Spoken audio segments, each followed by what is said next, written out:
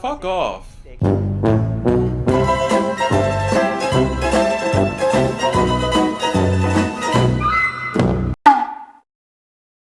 For each 2 cards you put into your soul for this card's cost, he gains +1 drive. This is good. This is actually good. Hold the phone. This is actually, hold on. This is actually pretty good. This is actually really good. Well, you know, I did cry. I did feel heartbroken at the time, but at the very least, I'm actually pretty pleasantly surprised with our buddy Zeal coming into the V-Series. What's up, folks? We got another video today, so this is going to be, of course, talking about my first impressions on Zeal. But first, before we get into that, I want to quickly address also the producer's letter. So our new producer, Keita Mori, has now been sort of kind of trying to reach out to the global community and also talk to them, because most of the media where Bushiroad actually talks to the community is done in Japanese, you know, through their like weekly Dr. O streams and stuff like that. And so our new producer basically wanted to make producer's letters in which he kind of addresses like any burning questions that the community has, as well as any other things that he wants to talk about. So I'm not going to go over the entire letter. I already did it on my stream, and I'm sure most of you have already read it. I'll put a link in the description if you want to read the whole thing. There's a couple things that I want to really like put attention on for now. So first things first is that they really, so like Mori Keita himself really focuses on Vanguard's like global expansion. Like he shows figures of like when the game's been around, in which language, since which year, talking about how it's like available in more than 30 regions worldwide and things like that. And it's interesting that now they changed the Vanguard team's slogan to develop and operate for fans around the world. And this is pretty big for me because like it's felt that these last 10 years we've always had Bushiroad kind of like, it was always like the focus was Japan, and then the global side was sort of an afterthought. And so seeing now that they really want to like focus on Vanguard as a global IP, as something that like it's not just Japan first and then, you know, everything else is an afterthought, but like the whole like world of Vanguard, whether it's the English version, Thai version, etc., is like the focus for Bushiroad, is really cool to see. And I think it's good to also focus on it as a global IP because it has that kind of power. Like with good marketing outside of Japan, Vanguard can become like really huge, and as I said before, like close the gap between 4th and 3rd place in terms of those top 4 TCGs. So for me, that's a really big thing. He is very like globally focused. Like he wants the English side of the community to feel more included as well, which I think is a really good move. You know, maybe some people in Japan, I don't know how they might receive that, because you know they've been in the focus for the last 10 years basically, and now suddenly it's the whole world that's in focus, not just Japan. Maybe it'll be different, you know, maybe if we get joint worlds, for example, where Japan and the rest of the world are together in worlds finally, you know, maybe some people won't find that too great over in Japan, but we'll see. But regardless, I'm really happy with everything he's doing. You can read more about his words and what he said in the actual letter. He also talked about premium format, and is basically what we expected. So basically, like all the like premium is still built with clans, so you pick one clan, you build a deck around it. But when the D series, when Overdress comes out, you can choose the respective nation and put cards of that nation into your clan's deck. So if I'm building Dimension Police, I can play Brand Gate cards in my Dimension Police deck, but I cannot mix like Dimension Police and Nova Grappler cards in the same deck. So that's like the main thing you need to understand. And so that's basically how we're going to update premium decks, and it was pretty obvious, I think, for most of us. And then like they updated like Ultimate Stride, and also like some rulings about like, oh, what if I want to play like an Overdress deck in premium? Like it's not part of a clan, it's just a nation. Then you have to choose a clan from within that nation and like write down that clan's name as sort of what you're representing. So it's pretty interesting, and so you can read about that. They also talked about tournaments, basically saying that they will be supporting all 3 formats for the tournaments and competitive play, but then they're gonna basically see what's most popular, and like whichever format is played the most will be supported the most in whichever format.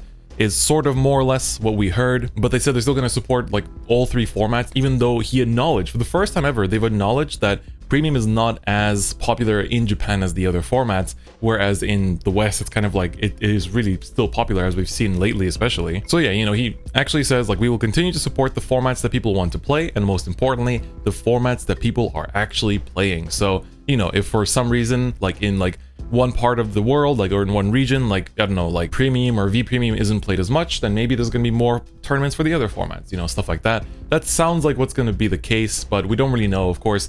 For as long as tournaments are online and remote, like they can do basically whatever they want because it's all online. But when we actually go back to like IRL venues where, you know, you have a certain time and date and like everything is like gated by time for like the venue fees and all that stuff for Bushiroad, then, you know, that's going to be a different question, because there they really have to, you know, be careful with what they support and what they don't, because, you know, it's going to be really important for those events. And then, of course, about premium, they also spoke about future products. So they basically confirmed that we will not get a premium collection this year, which isn't too surprising to me, because in 2018, when the first reboot happened, we also didn't get any premium collection that year either, because it was kind of like, well, premium always updates with the new boosters that come out anyway, so it's like, that was kind of the thing. And then we got premium collection the year after. So from the way that they talked about it, I think Mori wrote down, in the future, we will be working on products specifically to strengthen the premium format. So that sounds like a premium collection, as well as products for people who are interested in starting to play the premium format. So that second line to me sounds like Revival Collection, which is probably what we're getting this year in English. So I think that's really nice. You know, Revival Collection is always appreciated because it reprints some, you know, some long sought after staples. Like History Maker hasn't had a reprint in forever, so, you know, cards like that we definitely need back in premium, you know, to make those decks more affordable. And then, you know, it's really reassuring to hear them say, like, we will be working on products specifically to strengthen the premium format, which sounds like we'll be getting strides and maybe G-Guards in the future as well, so that would be good. Please keep that up. You know, it's a bit sad that we don't get it this year, especially with like the content creator involvement and like being able to reveal cards. I kind of hope we can do that for maybe other sets sometime in the future. You know, it would be cool, a nice way to get the global side of things involved in the Japanese releases, but we'll see if that's the case or not. And yeah, there's a few other things in the producer's letter, but as I said, I don't want to cover everything, so you can check that out for yourselves. Links in the description. And now, of course, the point that you came here for, my impressions on Zeal. So Zeal, you know, when first we found out that Zeal was coming to the clan selection, I was pretty sad, but, you know, I kind of warmed up to it over time. And then they revealed the grade 1 and the grade 2 Zeals, and I was kind of like, wow, the grade 1 is literally just a searcher once per turn and it can whiff. I was like, I mean, that doesn't seem too great. The grade 2, I was like, rest 2 to draw a card and minus 5k. I was like, it seems alright, but not super hot.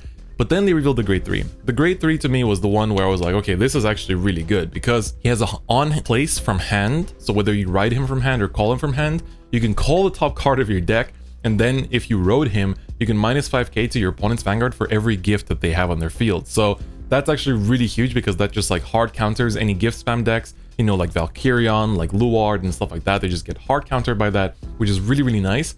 On top of that, like, forget the minus power. For me, the biggest thing is it's a free +1. Like, we've never had a +1 this free, I think, in DP, where like you can literally put a card down on the field and it'll call another card. Like, I don't think we've ever had that level of freeness, like no cost whatsoever, no need to like ride over it or whatever, literally put it wherever on the field. And that part of the skill is fantastic.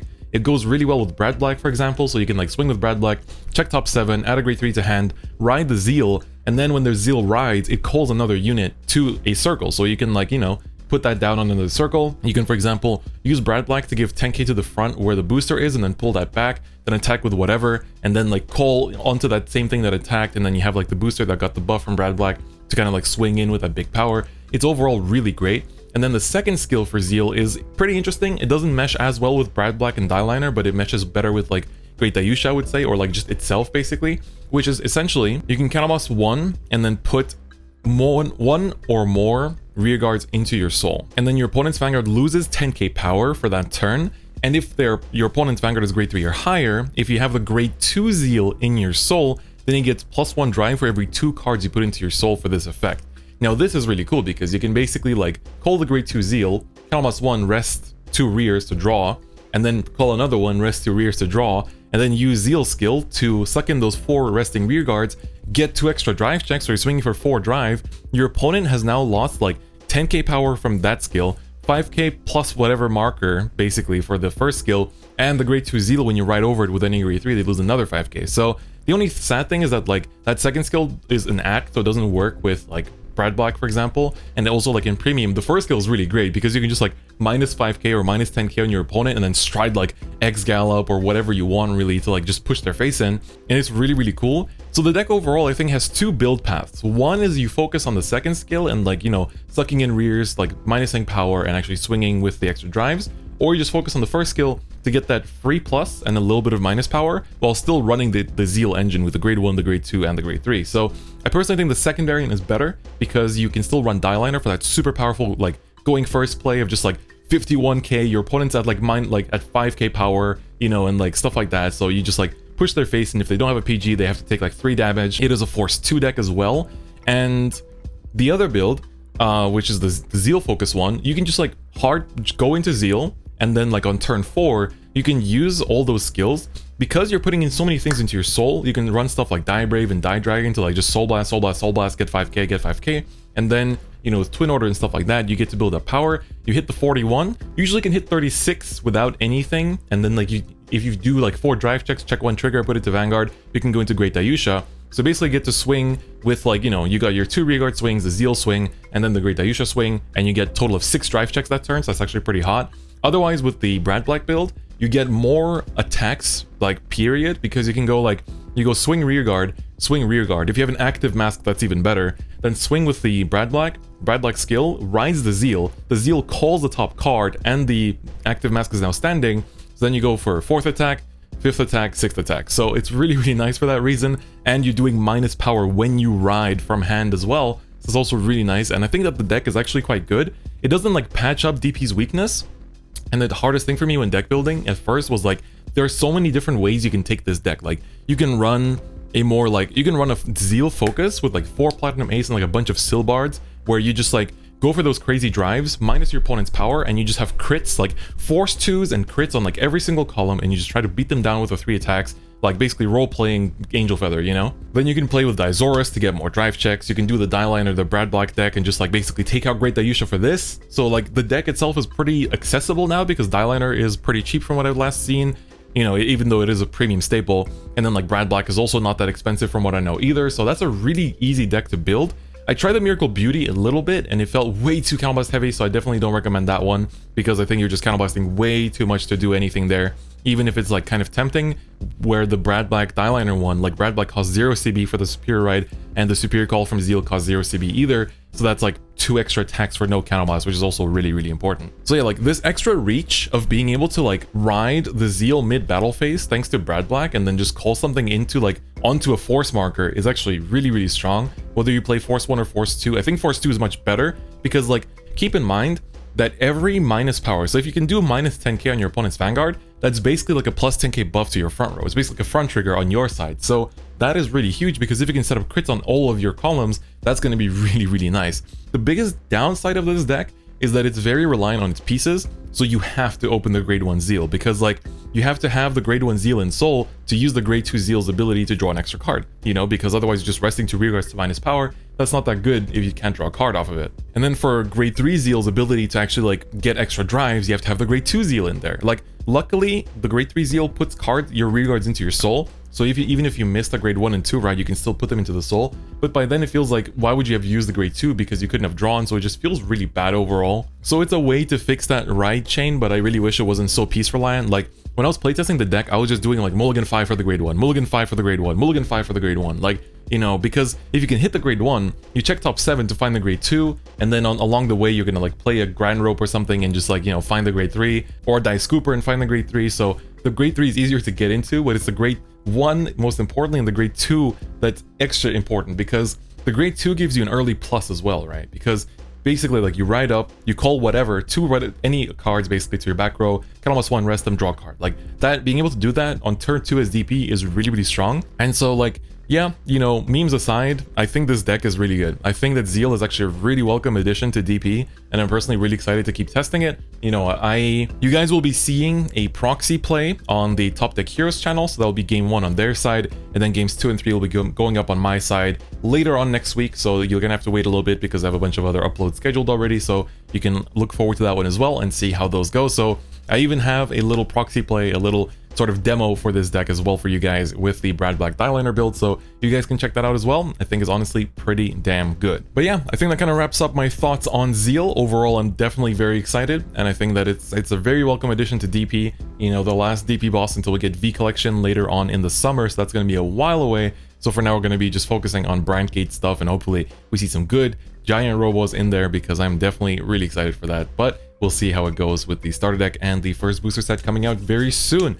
Anyway, that's basically going to be it for me today. Of course, before I tune out, here are some example deck lists that I spoke about. So here's a deck list for the Brad Liner as well as Zeal builds. This one I think is the better one. I think this one is overall just like, it has all the good stuff that DP wants in it, plus basically this extra reach from Zeal. And then here is a build that I spoke about that focuses on Zeal's second ability, which is basically like you power down with Zeal, get a bunch of extra drives, and then you can go into Great Dayusha for that extra swing and the extra force marker. This one I don't think is as good. I think the first one is definitely better, but it's still a fun deck if you want to just play without the Black and without the die liner. So yeah, feel free to experiment. These are just basically like day one builds, so you can of course experiment with them and like try out different ratios, try out a lot of different cards. Like there's so many other cards you can be playing to like make this deck even better. So yeah, just experiment and see how it goes for you. But on that note though, that's going to be basically it for me today, and I'll see you guys next time. Bye bye.